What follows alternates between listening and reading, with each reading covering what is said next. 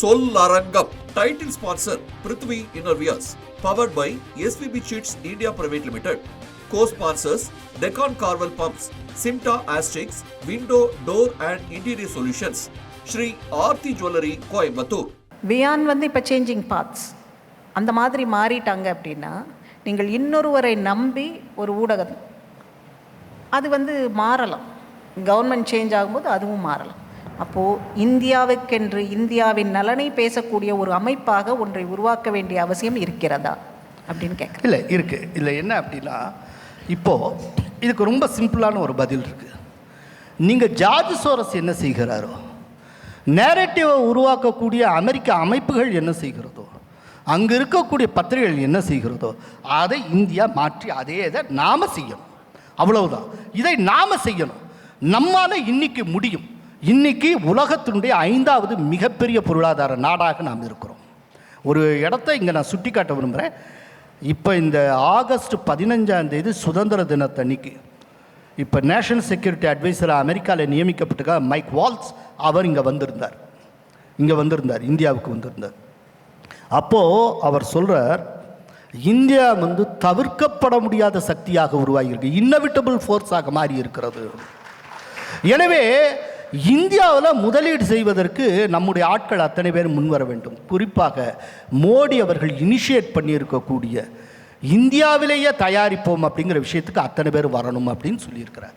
இது எதற்காக சொல்கிறேன்னா, இந்தியா வந்து ஒரு பவர்ஃபுல்லான நாடாக மோடியின் தலைமையில் மாறிக்கொண்டிருக்கிறது. இதில் சந்தேகம் இல்லை. அப்படிங்கிறப்போ இன்னைக்கு ஜார்ஜ் சோரஸ், நான் ஒன்று கேட்குறேன், ஜார்ஜ் சோரஸ் செய்கிற காரியத்தை சத்தமே இல்லாமல் அதானி நினச்சா முடியாது? தூக்கி சாப்பிட மாட்டோமா? நம்மள நிறையா இருக்குது. நம்ம சில காரியங்கள்லாம் பண்ணாமல் இருந்துகிட்டு இருக்கோம். அப்போ ஆனால் இதில் என்னுடைய எக்ஸ்பீரியன்ஸ் ஒன்று சொல்லிடுறேன். இப்போ அது முன்னால் ட்விட்டர் வந்து ஆடாத ஆட்டம் ஆடும். அது வலதுசாரிகள் இந்துத்துவம் அந்த இதெல்லாம் திடீர்னு டெலீட் பண்ணிடுவாங்க, திடீர்னு பிளாக் பண்ணுவாங்க. அடே அப்போ ஆரம்பத்தில் பார்த்தீங்கன்னா ட்விட்டர் அத்தனை ஆடாத ஆட்டம் ஆடும். திடீர்னு பார்த்தீங்கன்னா அது எலான் மஸ்க்கு வாங்குகிறார். இப்போ எக்ஸுன்னு ஆயிடுச்சு.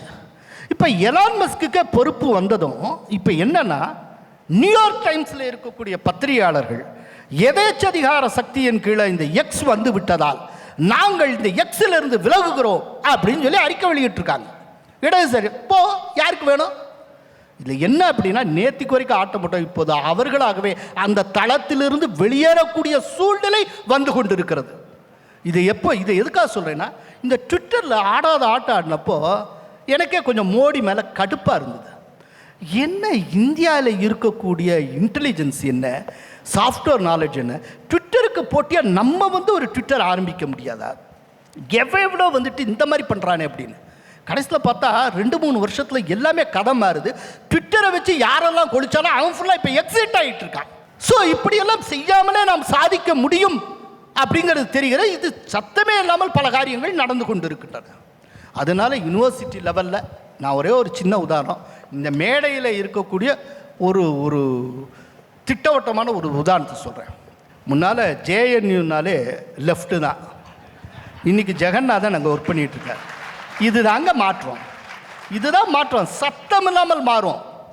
சொல்லிட்டு செய்கிறவர் ஜார்ஜ் சோரஸ்னா, சொல்லாமல் செய்கிறவர் மோடி. ஜேஎன்யூ ஒரு தகவலை வந்து பகிர்ந்து கொள்ள விரும்புகிறேன். ஜேஎன்யூவில் வந்து சர்வதேச அரசியல் பாடத்திட்டத்தில் வந்து மார்க்சிய பார்வைகள் வந்து ஆதிக்கம் செலுத்தி கொண்ட காலம் 1970களில் இருந்தது.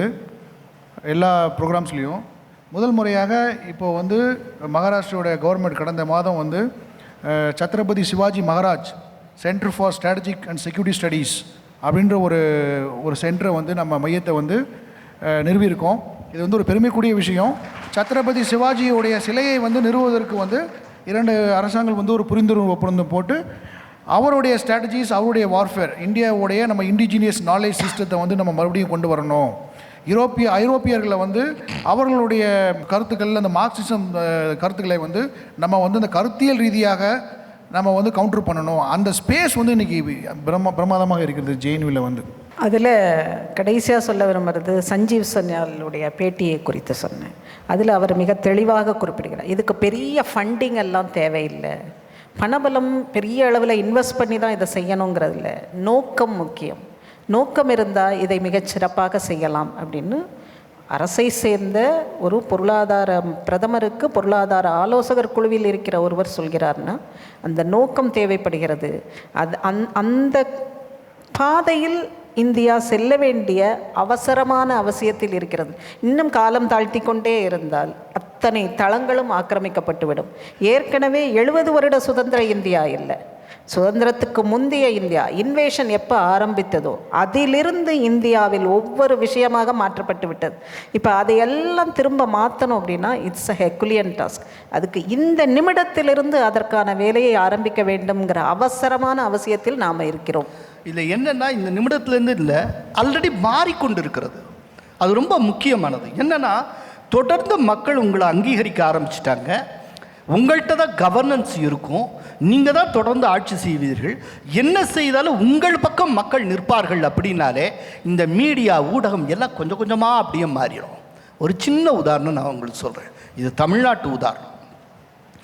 ஒரு தடவை ஜெயலலிதா 2011 அவங்க ஜெயிக்கிறாங்க.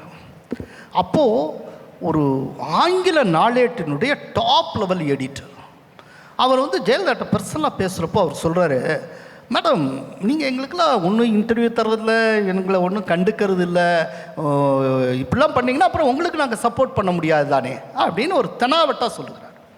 அப்போ ஜெயலலிதா சொன்ன வார்த்தை, இன்ஸ்பைட் ஆஃப் யூ ஐ ஆம் ஹியர் அப்படின்னாங்க. இன்ஸ்பைட் ஆஃப் யூ ஐ ஆம் ஹியர். நீங்கள் இவ்வளவுலாம் பண்ணியும் நான் ஆட்சிக்கு வந்திருக்கேன், ஞாபகத்தில் வச்சுக்கோ, ஒன்றை நம்பி இல்லை. இதை சொன்ன அந்த ஆசிரியர் என்கிட்ட சொன்னார், சீனிவாசன் இன்னைக்கு தமிழ்நாட்டில் பிஜேபிக்கு மீடியா எதிர்பார்க்கிறதுல சும்மாங்க, பிஜேபி ஜெயிக்க ஆரம்பிச்சுட்டா எவெல்லாம் பிஜேபிக்கு எதிராக பேசிட்டுனா அவன் அத்தனை பேர் பிஜேபியை நோக்கி வந்துடுவான், கமலாலயத்துக்குள்ளே தான் அவன் இருப்பான் அப்படின்னு. எல்லாத்தையும் தீர்மானிக்கக்கூடியது வெர்டிக்ட்டுங்க. சத்தம்லாம் இப்படி தான் இருக்கும்.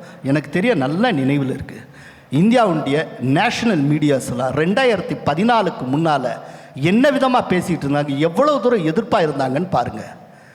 இன்றைக்கி கம்ப்ளீட்டாக மாறி இருக்கு தேசிய மீடியா. அதனால் எல்லாம் மாறும். நம்ம சத்தம் இல்லாமல் மாற்றுவோம், சில பேர் சத்தம் போட்டுக்கிட்டே இருப்பாங்க, அவ்வளோதான் விஷயம். ஆனால் இப்போ இம்மிடியேட்டாக நமக்கு தேவை ஒரு குளோபல் மீடியா. அதை ரொம்ப சீரியஸாக எடுத்துக்கணும். மிகப்பெரிய அளவில் ஒரு குளோபல் மீடியா இந்தியாவுக்கான நேரேட்டிவை உருவாக்குறதுக்கு தேவை. இந்தியாவுடைய கருத்துங்கிறது போகணும். சொல் அரங்கம் title sponsor Prithvi innerwears, powered by SVP seeds India private limited. Co-sponsors Deccan Carvel Pumps, Simta Astex, Window, Door and Interior Solutions, Shri Aarti Jewellery, Coimbatore.